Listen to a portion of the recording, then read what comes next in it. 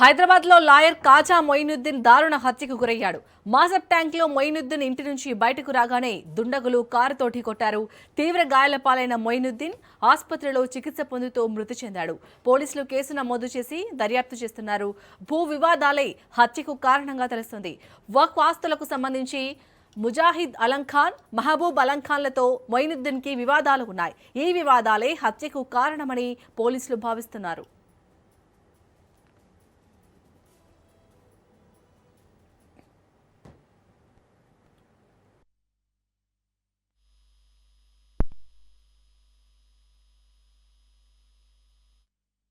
Practice చేస్తున్నాడు హైదరాబాద్లో. వక్ఫ్ board కేసులు బాగా సీరియస్గా కొట్లాడుతున్నాడు.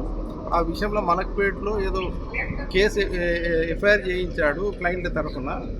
దాని మీద కక్ష కట్టి చేసిందేమో అని అనుమానం అని ఎంచుకున్నారు. ఎవరైనా చెప్పలేదు కానీ వక్ఫ్ బోర్డు కేసులు బాగా కేసులు కొట్లాడిన దానికి జరిగింది నా మీద అటాక్ అని. ఎప్పుడు జరిగింది సార్ ఇది? ఇప్పుడు ఉదయం 5:30 ఎటు వెళ్తుండే మార్నింగ్ అంతా? వాళ్ళ మామగారు హాస్పిటల్ ఉంటే చూడడానికి బయలుదేరాడు.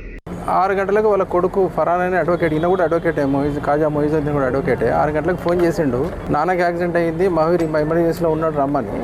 ఇమీడియట్గా నేను 6:30 వరకు వెళ్ళిపోయినాను. మంచి మాట్లాడుతుండే. సెంచరీ హాస్పిటల్ కోమాలో ఉన్నాడు. పొద్దున నమాజ్ చేసుకొని నేను ఇట్లా బయటకు మామ దగ్గర పోదామని వచ్చే వరకు నేను కారు డోర్ తీస్తున్నా.